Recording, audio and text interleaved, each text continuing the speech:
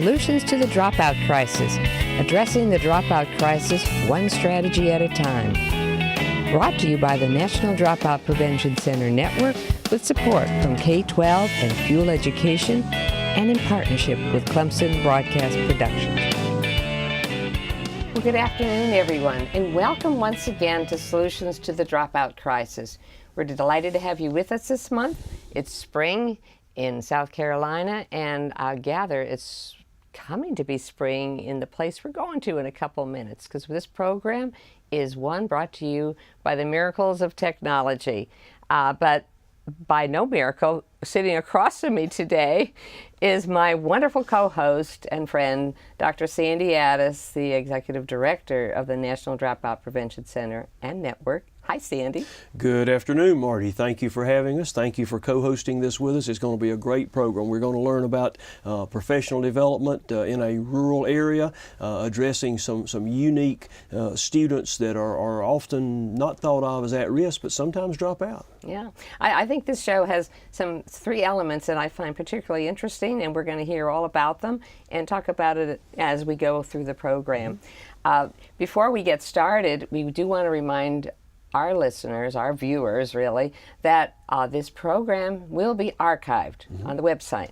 So if you like it and want to share it with your faculty, staff, community, and so forth, you can go back to it at any time. It's on call for you.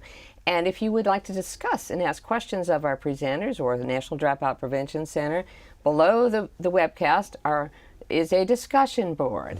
And you and I could do this one. Type it in, questions people answer, discussing things. We invite you to do that because there's a lot of issues in this particular program today that I think they're really important to talk about. And finally, for those who tweet, we're putting up on the screen an address for you to tweet, and you can join a conversation there nationally with those who are interested in good education for all our children.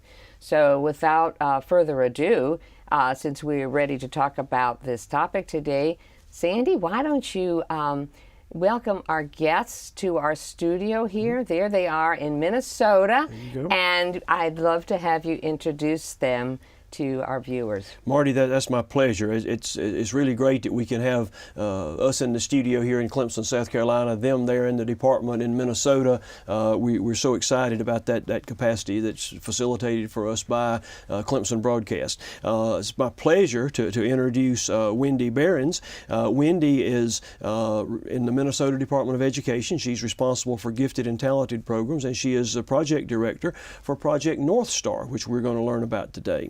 Wendy, welcome. Glad to have you. Thank you.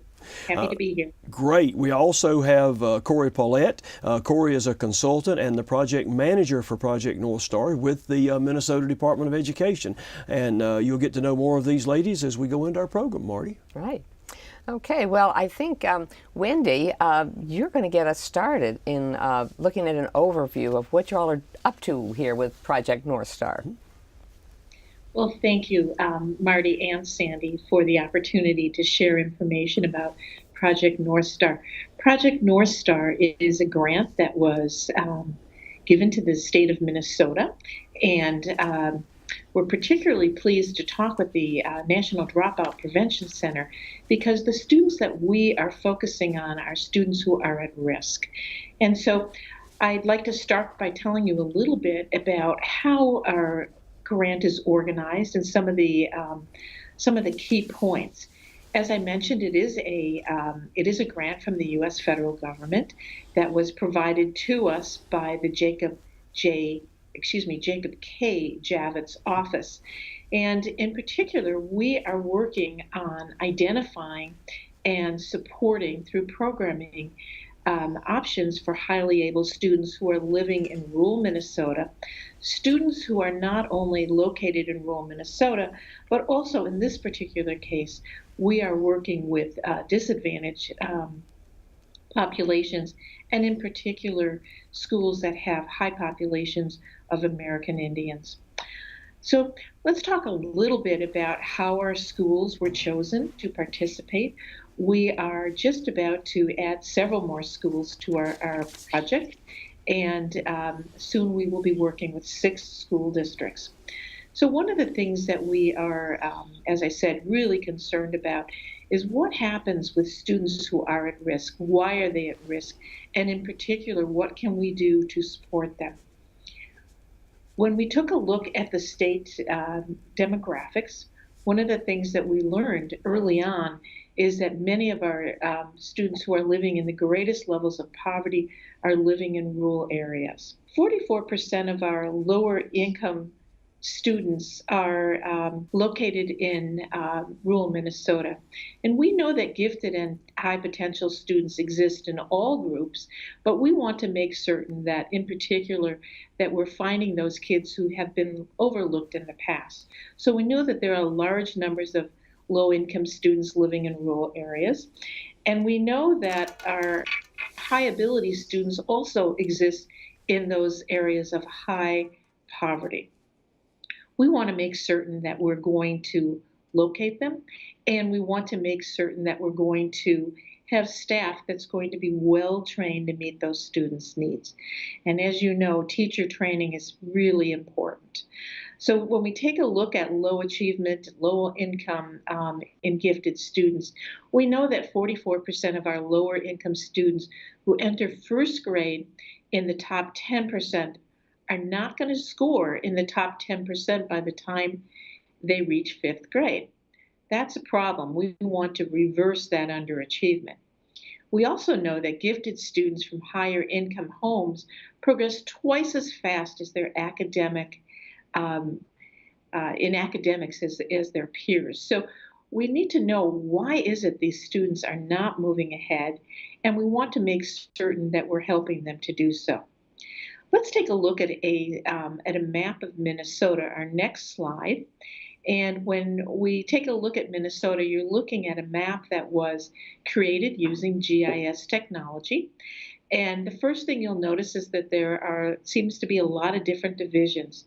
So this map shows shows all of the school districts in Minnesota, and then we overlaid on top of that our information about socioeconomic status. So we took a look at where's the poverty, and as you can see, those red areas are in northern Minnesota in particular, and those are the areas where we find the greatest poverty in the state.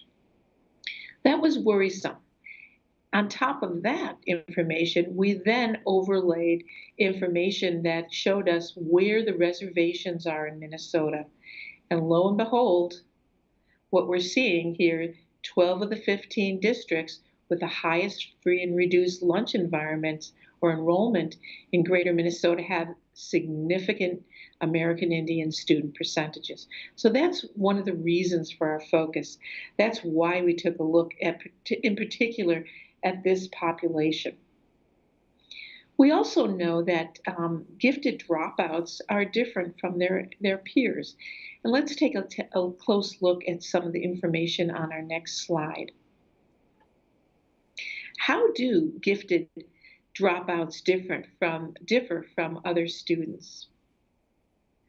We know that their characteristics, they share some characteristics with the general population of dropouts. And the reasons that gifted students drop out, oftentimes, in addition to those general characteristics, we know that many of them are looking for a greater challenge. They're ready for it, and they're frustrated by the pace of what's going on in their school. We also know that peer relations are really important. Just as you've learned through the National Dropout National Dropout Center, we know that relationships really do matter. We also know that there are some useful interventions that seem to help with our gifted students who have dropped out and our high ability students. Accelerating learning may help to reduce that. And by acceleration, we mean either changing the pace on which instruction is provided, or sometimes introducing information at a time that is earlier than typical. For instance, introducing calculus to fourth graders is not common, but for some high ability students, it works very well. We also know that we need school counselors as well as teachers to help us foster an academic and social environment that is engaging to kids. Those are some of the reasons, or some of the information that we've discovered when we've been thinking about why do gifted kids drop out. And for us, one of the things that we know is that without proper teacher training and without professional development, educators are unlikely to have the information they need to identify, to recognize, and support these high ability students. So let's talk a little bit more about Project North Star. As I said, Project North Star is a 3-year grant. And our goal is to identify and support traditionally underrepresented populations. Another big part of our grant is to provide professional development, resources, and materials that help schools in poverty areas. One of the things that may surprise you, Sandy and Marty, is that many educators go through school, through their teacher preparation programs, but really do receive very little training on how to recognize high potential kids. There's a lot of emphasis on what to do with kids who are falling through the cracks, but not always on kids that are high ability. So one of the things that we really set out to do with Project North Star was to address that lack of knowledge. And so providing professional development is really important to us. And of course, those resources and materials are important as well. But one of the things we also know, and I know you know this as well, is that it's not just teachers. It's not just classroom personnel. We know how important administrators are, and we know how important the community is when we really talk about how do we support kids. And so again, thinking about the professional development and the materials that we provide, we want to take that 3-prong approach so that we can prepare teachers, we can prepare our school leaders and our community to support our students.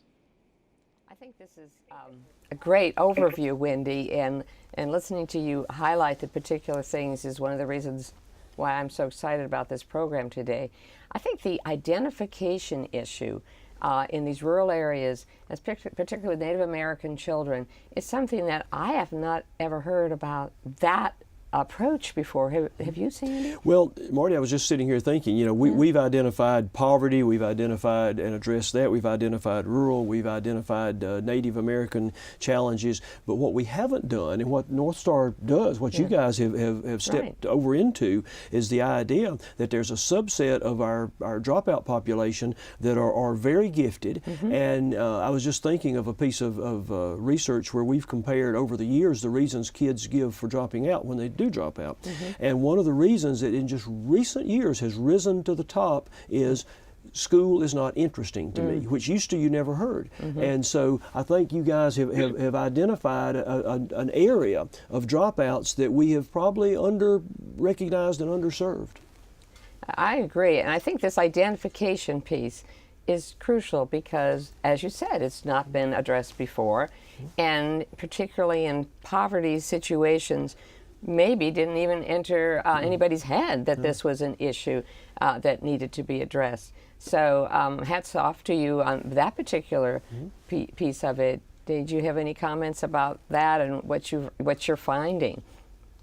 Sure. Well, first of all, I agree with you that these students have been overlooked by a variety of educators, by a variety of researchers over the years. So we do think the identification, or at least the recognition of the student characteristics is extremely important. And ultimately, for us, it's not about labeling kids as much as it is recognizing and responding to their needs. So we do agree with you, and we have discovered how important student engagement is. And it's difficult for a highly able student who's motivated and able to move at a faster pace to wait sometimes for their peers, their students who are their age mates to be ready to move on. So one of the things that we are very, very concerned about is how do we prepare teachers to identify those students, and what are the mechanisms that can be used to not just recognize them, but to collect some data, because we really do need to do some of that as well. This is, after all, a research grant.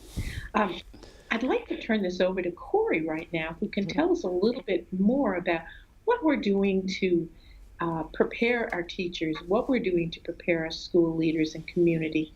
And she can tell us a little bit more about our modules. So, Corey, if you'd like to share that information, that would be great. Right. So as Wendy was talking about with the professional development, we've created a number of modules. So some modules for teachers, a couple modules for teachers each year, and a module for administrators. But with the teacher modules, and we really encourage them to work together as a group. We also have the administrators involved with the teacher modules. We initially recommended that they audit the teacher modules with the teachers, and we found actually that they've taken on a leadership role with the modules and prepared it and kind of worked with the teachers on very much more directly than we thought they would with the modules. And these modules were created by national and international experts in the field. And the first module for teachers, for instance, is about sort of identification and models of support. So what are the characteristics of these gifted rural children and students that traditional methods we may not normally see or recognize? And how do we serve them? And then the next module for teachers is on instructional strategies. So really practical in the classroom. Here's what you can do with little or no prep to support these students in your classroom along with all your other students. So it's not a lot more teacher time. We are very aware of the restraints on teachers' time and resources. So we were trying to make these very practical for teachers to be able to use right away. And so each one of these modules that I was talking about is supposed to take about 6 hours for teachers to complete. And again, they've got the whole year to do 2 of them. So 12 hours for the year for teachers, and 6 hours for administrators, plus working on the teacher modules. So the administrators have their own module, as I was mentioning, that's 6 hours, that's on intentional school leadership, and really focusing in and looking at what are your biases potentially as a leader, and how do you work with others and how they might view the world differently than you, and recognizing those different perceptions and really leading as a group and a team, understanding the different and diverse ways that we all come and view the world and our perceptions. So that's a great module for administrators, and teachers are welcome to do the module as well. We don't exclude anybody from the modules. For the grant, we are focusing on grades 2 through 4, so the younger grades. But again, we're finding at a lot of these, we don't exclude people, so we're finding that a lot of other staff at these schools, some special ed, 5th grade, kindergarten, 1st grade, a lot of other staff members and educators, some counselors even are also involved in taking part in this. So we're pleased with that. But for the grant, the research and the focus has been on grades 2 through 4. Well, I think it's great that you're starting with the elementary school for early identification purposes and get them on that track to prevent that thing from happening in 5th grade that you mentioned earlier, Wendy. But I'm always interested in the professional development structure. And so if you could clarify that, because when it's on the computer, you think you can do it after all the day is done, the dishes are washed, you put the kids to bed or whatever. Okay, now I got it at 10 o'clock at night, hit that module. How do you implement it? Or is it a variety of ways that the schools that are involved are implementing this professional development? Right, and really we created it to be self-paced, and we gave that option to schools.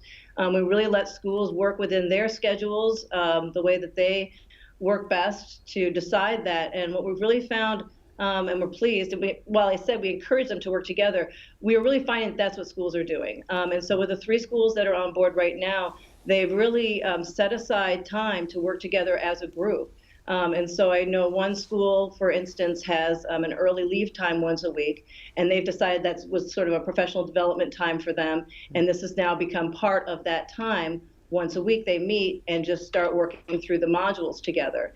we are really finding when we talk to these schools that the big value that they are getting out of working together as a group and discussing these, because these modules are really meant to be interactive, and you're supposed to apply it, and it's not just work through it and you're done, but really thinking about it. So there's questions that you need to reflect upon, and so that's great when you have other people to work with and sort of say, okay, how did this go? We tried this out, and now we need to bring it back to each other and talk about, how did that go for you? What do we think about this? Do we need to change something, or were there things we're missing? How is this useful in our environment? Sounds like the best kind of professional development, doesn't it, It Sandy? does. Wendy, Corey, what kind of reactions are you hearing and seeing from the participants? You know, the reactions after the first module were that number one, lots of information, and lots of information, some of it surprising, some of it perhaps more complicated than some of our teachers had anticipated.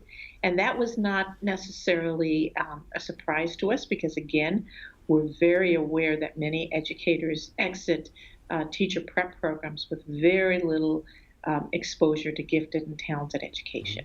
So kind of confirming some of the things that we knew. One of the things that we discovered from one of our groups is that they were very, very excited to work together. And as Corey mentioned earlier, our administrators have taken on a very active role, which is really exactly what we had hoped. We weren't certain it would occur.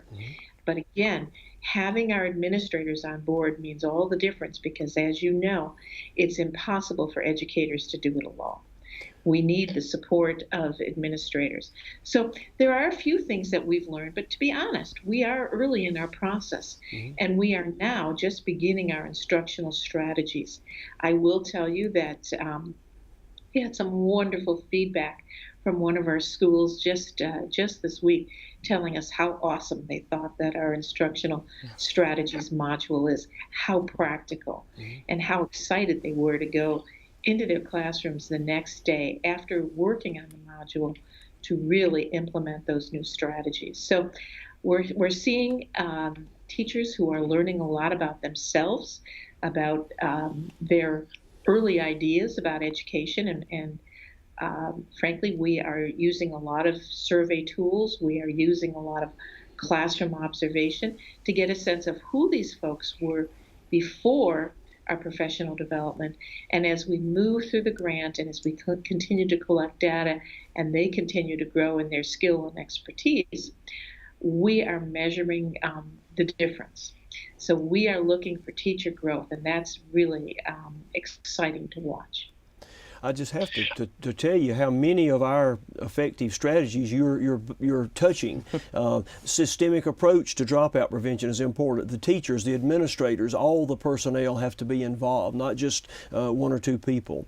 We know that professional development in these topics and issues about at-risk students, about their needs, and about strategies for serving them, we know that that type of professional development both generates and produces dropout prevention activities on the part of a lot of people. People start to learn and then do, which is what we need. We know that early intervention is critical, and so you guys have stepped back, whereas many parts of the country this is seen as a high school problem because they drop out of high school. But yet you have gone down the chain, down the ladder to deal with it at that level, and that's what our research says. So I commend you for all these things that you have touched on and addressed in your project. Well, thank you. We do know that kids don't drop out when they don't begin to drop out when 16 years old. It happens much, much earlier. So that motivation and engagement to stay in school, to have relevant curriculum, to feel that your needs are recognized and that you are respected as a student are incredibly important. I do want to bring up two other points, though, about our work. We have been very intentional thinking about culture, because we know that you cannot separate students from culture. And whether we're talking about American Indians or we're talking about Latino populations, Hmong, we have many Hmong students in Minnesota, or Somali, we know that those students come to school every single day with their culture. Culture is 24/7. So I'm assuming that that too is a value and something that you recognize at the Dropout Prevention Center. You cannot separate students from culture. And that's one of the reasons why we have worked so diligently to include community in our work. And I'd really like to let Corey tell you a little bit about how important community is, and also about what we're doing to make certain that our community has the skills and the capacity to support these students. Yeah, I mean, I think just like Wendy was saying, that when we were talking with the professional development, which is very much about what do we do for teachers in the classroom, but as we know, with anybody, with humans, that we need to also address the whole person, and so also we need to look at really that social emotional element, which we do interweave throughout all of our professional development modules as well, social emotional issues. And one of the ways, though, too, that we address that is through that community, right? So community and family, we know as well with research that that's very important in student success, that there's support and understanding from community and family about the needs of, sort of the unique needs of gifted students. One of the things that we've created for that are some forums for community and family forums that can be led by an educator or just a community leader. That's very just sort of a facilitated discussion, and it comes with suggested sort of brief readings for the community and discussion questions, discussion prompts, to just go around and as a group sort of share your experiences, your understandings, and discuss together.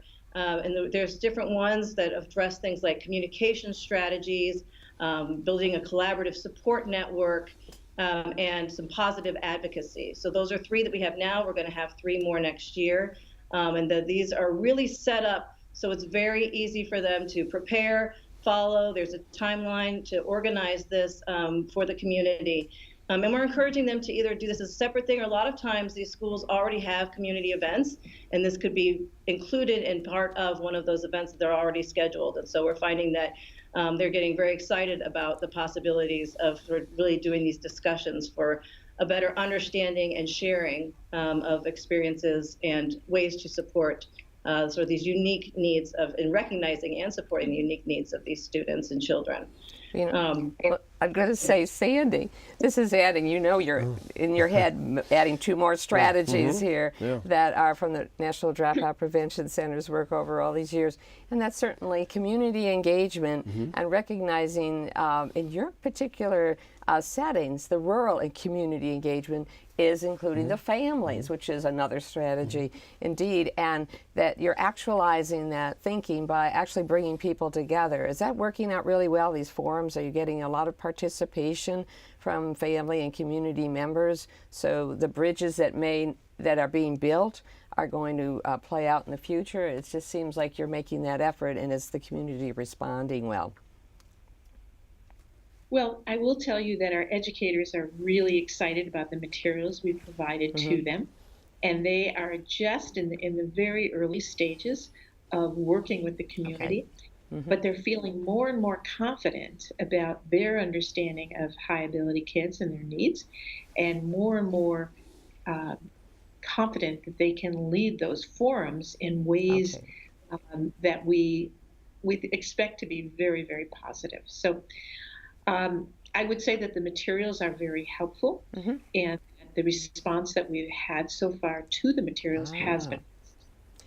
So here's a nice slide that kind of indicates some of those things that I have to keep remembering, because it's such a great project. I get so excited about it. I think it's all happening. Yeah. They are in development, and it's in the middle, at the middle point here.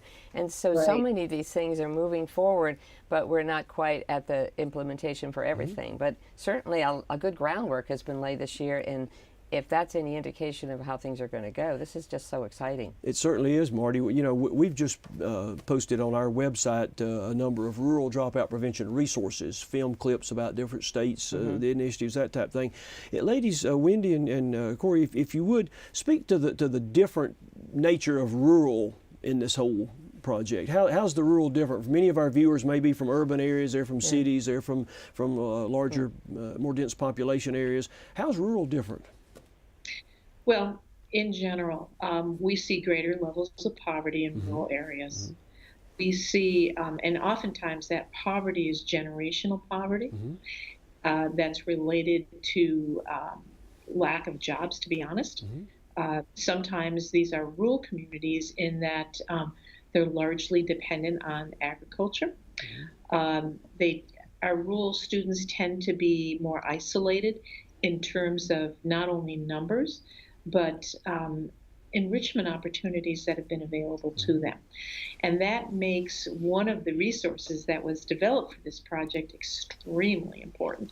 And I'm going to let Corey talk about that in just a moment. But I do want to say that in general, many high ability kids recognize the differences that they have to their age mates, the students who are in their classrooms. Again, they're able to move at a much faster pace and sometimes are thinking very differently. So there's that type of isolation.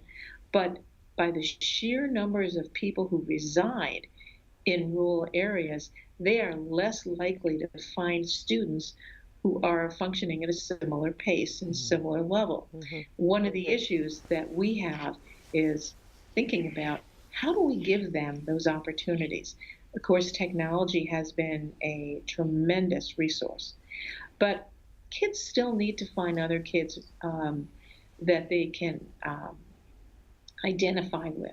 And they still need adults to understand their needs. So the isolation is probably one of the largest impacts that we see on high ability kids. The lack of exposure or the lack of access to enrichment is another key issue. When kids live in metro areas, oftentimes they have ready access, whether by public transportation or otherwise, to museums, to university settings, to concerts, to exhibits, a wide variety of summer and out-of-school activities. This is not always the case for kids that live in rural areas.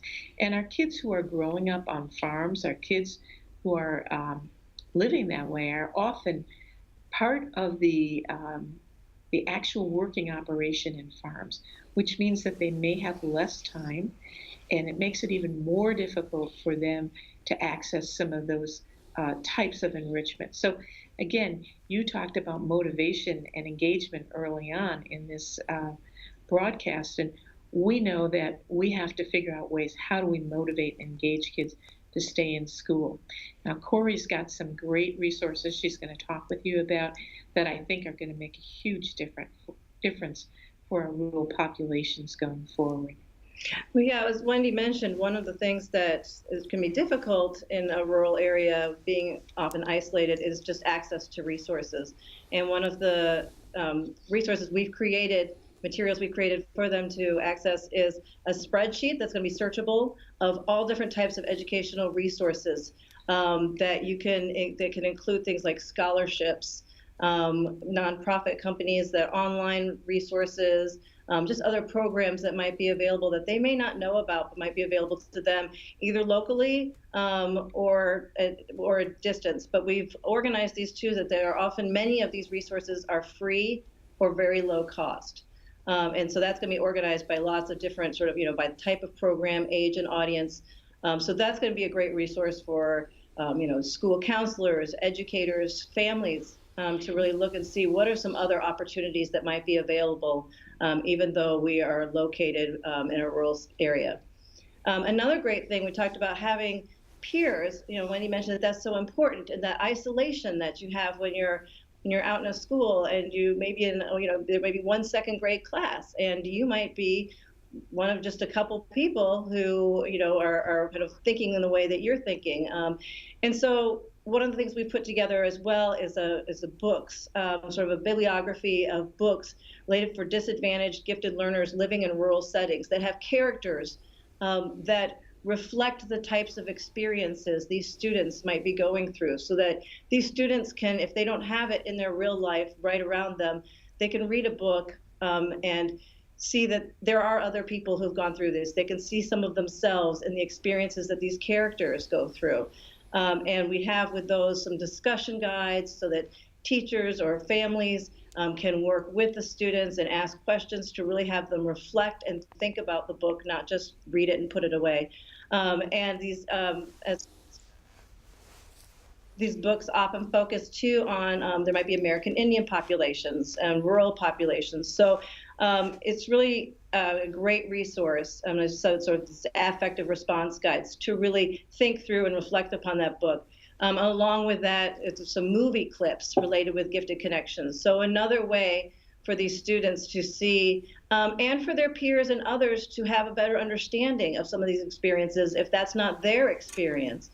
And so the movie clips with Gifted Connections might be, peer resentment, for instance. So we get some of those, and a book resource quick guide. And if you look at the next slide, I know this one's not very easy to see, but it gives you a sense of this, I just love this resource. It gives a list of the books on the left-hand side that we've got right now. This has all been read by one of our experts. By him, he's read through all of them, so vetted them, decided which ones, and organized them by these characters. What do they have? So this has a rural character. It might have an impoverished, American Indian, the Lexile level, grade level. It gives you all these details about what's in that book to help somebody really at a quick glance look through and say, this book might be a good fit for this student, or the experiences that this character goes through might be great for all of our students to have a better understanding and for a discussion as a classroom. So he's done this right now for 49 books and working on some more. But I think this is just a great at-a-glance resource to quickly find and recommend the right book for the right situation and experience. And giving educators these resources really helps them to do their job and do it well. There are so many demands and so many challenges that every educator addresses on a day-to-day basis. Providing materials, providing training really will, we hope, give them greater capacity, not just to serve the needs of high-ability kids, but also to impact their trajectory as they move through the system. Ultimately, what we're looking for is just what you are, well-adjusted kids who have the opportunity to reach their potential, to know that there are adults that are caring, loving, supportive, who recognize and respect their needs. I think that in the long run, so many of our students in rural areas really are at risk, not just because of poverty, but because they really are isolated. And we want to make sure that somehow we're addressing and working to level that playing field so that they too can be the best they can. There are a number of things that we hope to accomplish in the end. And as I said, we're looking for those well-rounded, well-adjusted students who are going to meet their full potential. But we're also looking for changes in schools. And we're looking for truly the infrastructure that's going to allow kids to be successful. And it may not be about specific programs. It may not be about having a school or a district gifted and talented program. But what it is about ultimately is having an infrastructure that's there to support kids. So we're looking for growth in teacher and administrator understanding of gifted students and what giftedness means. We're also looking for teachers to have not only the ability to differentiate instruction, but to feel confident about it and to know that they can be successful. And when we talk about differentiated instruction, we're talking about modifications that are based on student needs so that we really can have a better match between the students' instructional needs and the curriculum. We also want to ensure that our students are engaged, and we want to make certain that they know that school is a place to learn and that every day they look forward to attending school. We want schools and students to realize that those attitudes toward achievement really are important. So self-efficacy for kids to feel, I can do this, I can see myself on a college campus, I can see myself as a successful adult and that I can be a productive member of society.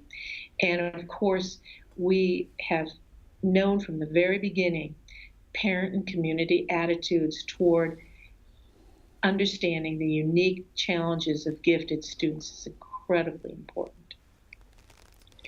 Well, those are some goals that you don't have these big dollar signs in my mind, especially with your providing of this professional development, so really accessible. But you just look at that for any school. Sure. Those qualities and characteristics for all schools. I am so excited about Corey's role here in developing these resources to enable these schools and so many others to have these outcomes. And I'm curious about, as I get so excited, as I said earlier, I thought you were all done, ready to go, and I know this is still ongoing, but the goal as far as providing the resources on the Minnesota Department of Education website is something that I hope you'll share now, because it gives us something to look forward to, don't you It does, think? Marty. I was just going to ask Wendy and Corey, right now these modules are available and being utilized in the project schools, correct? Correct. We use a matched pair design, so they're similar to each other. And our six schools are all elementary schools. So we're working with our educators that are working with students grades 2 through 4. Once Project North Star is complete, and once the research has been done, is it possible that these modules might be publicly available? Oh, that's absolutely our intention. In fact, our goal ultimately is to have all of our modules, all of our resources available on the Minnesota Department of Education's website in an accessible format, so that not only are they free to the public, but also people who, for instance, have disabilities or are using screen readers or other adaptive devices will be able to access them.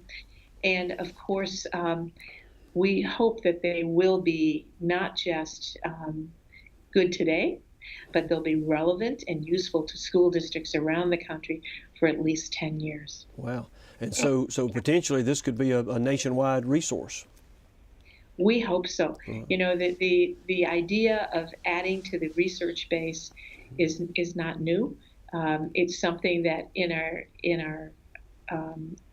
our professional lives that we think is incredibly important, and that really is what the Jacob K. Javits grants are about. It's what do we need to do? What sorts of research can we provide so that we can support, and in particular, identify traditionally underserved students. So yes, ultimately we hope that our modules will be used for a very long time and help educators working not just with American Indian students, but with any student living in a rural area. Well, you know, one of the nice things about these federal projects, and we've just concluded a federal rural project, is that they produce products that can become widely disseminated and just are publicly available and are a great resource. So I really look forward to being able to access and help point people to this resource, ladies. It's a great concept. And the research base is so important.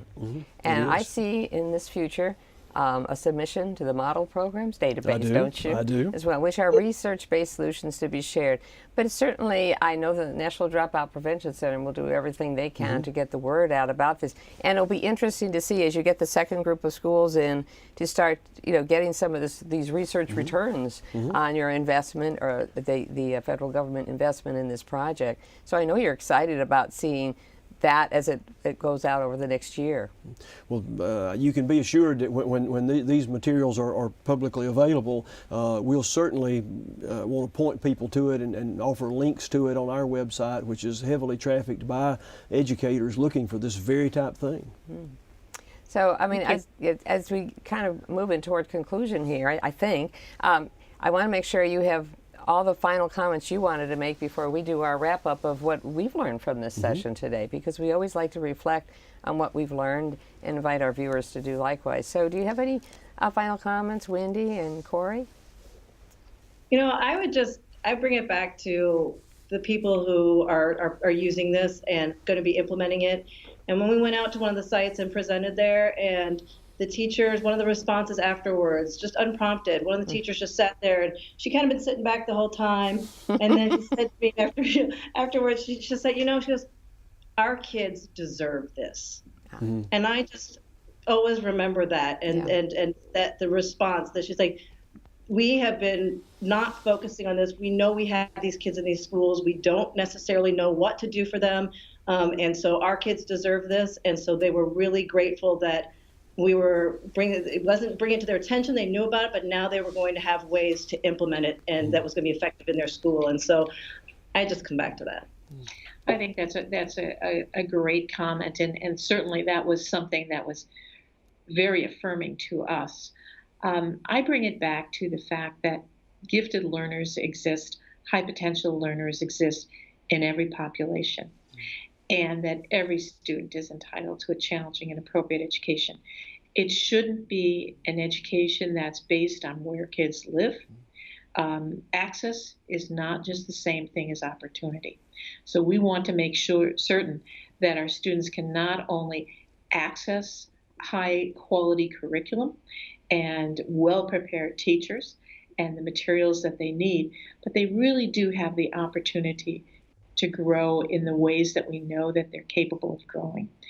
High potential kids, gifted kids, all kids deserve that opportunity. Well, let me ask you this, ladies. Can we plan on a follow-up solutions broadcast when we can look at the findings and the results and the actual outcomes of the project and maybe point people straight to the resources? Absolutely. That would be wonderful. Yeah. We'd love to tell you. We'd love to visit with you in about a year Okay. when we've got more data to share with you. But we, by then, will not only have data to share with you, but we'll be able to share with you the information on how to access our modules.